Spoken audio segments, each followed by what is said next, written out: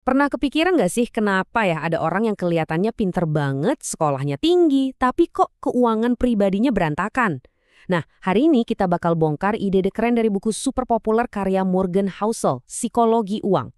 Buku ini nunjukin kalau ternyata jago ngatur uang itu lebih banyak soal kelakuan kita, bukan soal seberapa jenius otak kita. Oke, biar kebayang, kita langsung aja mulai dengan sebuah cerita nyata dari buku ini. Sebuah kisah yang kontras banget tentang dua orang dengan nasib keuangan yang totally berbeda.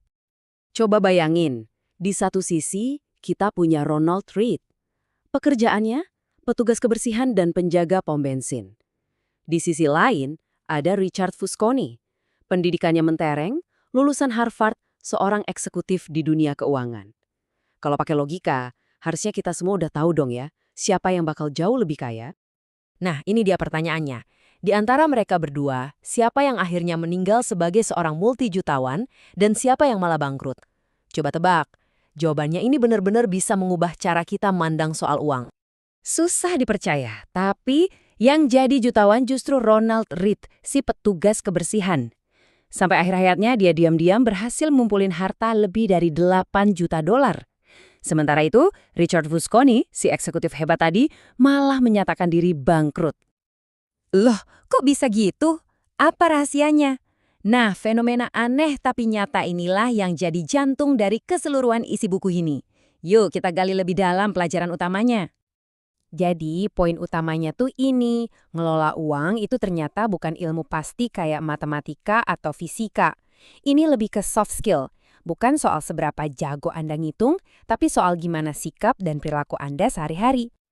Kita tuh sering diajarin kalau uang itu soal angka, soal spreadsheet yang rapi.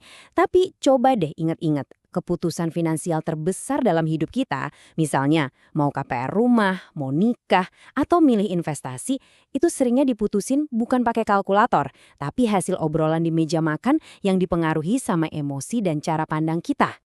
Nah, ini nyambung ke ide besar yang pertama. Tidak ada yang gila. Maksudnya apa sih?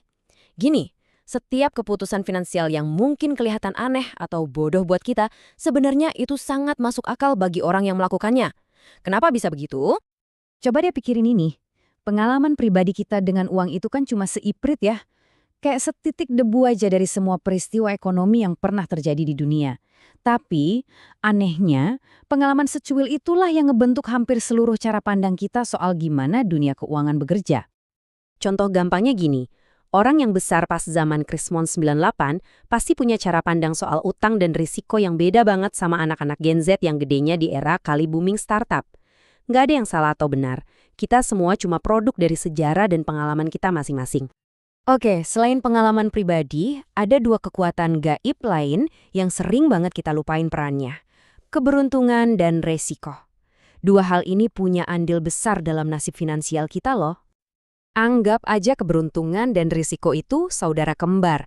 Mereka selalu ada di setiap cerita, baik itu cerita sukses maupun cerita gagal. Artinya, nggak ada kesuksesan yang 100% karena kerja keras kita sendiri, dan sebaliknya, nggak ada kegagalan yang 100% karena kesalahan kita sendiri. Nah, inilah kenapa kita perlu sedikit rendah hati pas lagi sukses dan perlu belajar memaafkan diri sendiri pas lagi gagal.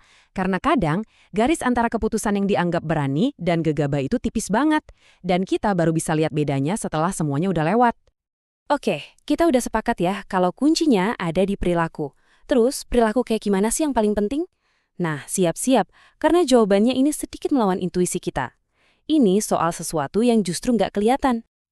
Penting banget buat kita bisa bedain antara jadi orang tajir sama jadi orang berpunya atau kaya. Orang tajir itu kelihatan dari luar, mobilnya mewah, rumahnya besar. Tapi kekayaan sejati itu justru apa yang nggak kelihatan. Kekayaan itu adalah uang yang nggak jadi dibelanjakan, yang diam-diam tumbuh di rekening tabungan dan investasi. Kutipan dari buku ini benar-benar nonjok sih. Katanya, waktu kebanyakan orang bilang pengen jadi jutawan, maksud mereka sebenarnya adalah, saya pengen ngehabisin 1 juta dolar. Padahal, jadi jutawan itu kan artinya punya 1 juta dolar, bukan ngabisin. Benar-benar kebalikannya. Jadi bisa dibilang kekayaan sejati itu adalah mobil sport yang nggak jadi Anda beli, jam tangan mewah yang Anda lewatkan, upgrade ke kelas bisnis yang Anda tolak, Kekayaan adalah sisa dari pendapatan setelah ego Anda dipenuhi. Dan ya, itulah rahasia dari Ronald Read, si petugas kebersihan itu. Nah, dari semua poin tadi, kita sampai pada satu pemikiran penutup yang menurut saya menarik banget buat direnungkan bersama.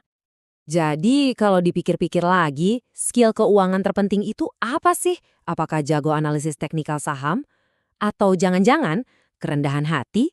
Buku ini seolah-olah ngajak kita bertanya, mungkin imbal hasil terbesar dalam hidup ini bukan datang dari angka di rekening, tapi dari ketenangan pikiran dan kebebasan untuk mengatur waktu kita sendiri. Nah, kalau menurut Anda gimana?